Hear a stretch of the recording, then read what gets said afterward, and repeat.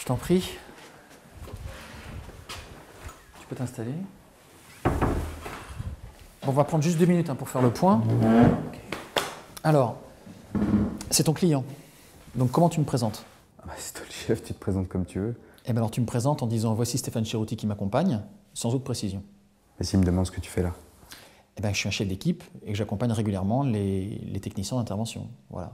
Ça te va ça? Pas de problème. Alors justement, s'il te pose des questions, eh bien, je te demanderai de répondre. Et même s'il s'adresse à moi.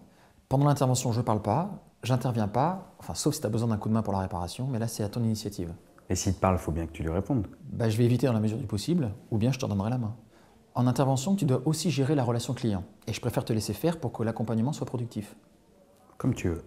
Ok. Alors, quel est l'objet de ta première visite? Il n'a pas d'internet ni de téléphonie, ça doit être un problème de ligne. Voilà. D'accord. Alors, mon objectif à moi, c'est de voir comment tu gères l'intervention.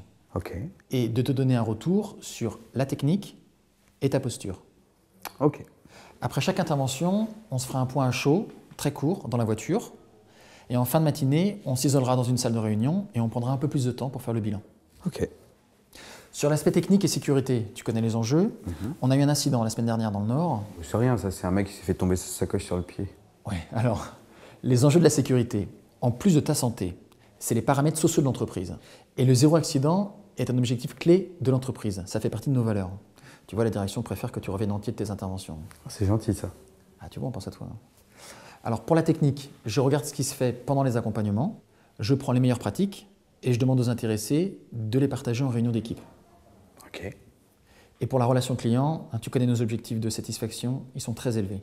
Ça m'en parle pas. Quand le client il met juste satisfait, c'est même pas pris en compte. Voilà, alors notre objectif, c'est plus de 95% de très satisfaits.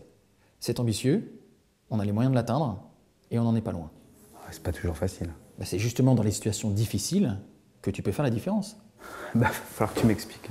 Parce que même si on fait bien le boulot, quand le client est décidé de péter un câble, il pète un câble. Justement, c'est à toi de le réparer le câble. C'est de l'humour, ça. Ah non, je suis très sérieux. C'est justement quand la situation est tendue que le service client et ton attitude font la différence. L'enjeu de ton intervention, c'est de réparer la panne. Ça, c'est la base, on n'en parle même pas. En toute sécurité, mais ça, on en reparlera. Mais surtout, tu dois faire en sorte que le client soit très satisfait. Il faut qu'il soit content. T'arrêtes pas à la réparation et va jusqu'à la satisfaction. Ouais, moi j'ai vu des clients, tu leur remets le téléphone, ils sont toujours pas contents. Justement, c'est ça qu'on doit travailler. Ouais, moi je veux bien, je suis gentil, mais bon... Bon, ok, écoute, on va voir ça en direct, d'accord? On y va. C'est parti.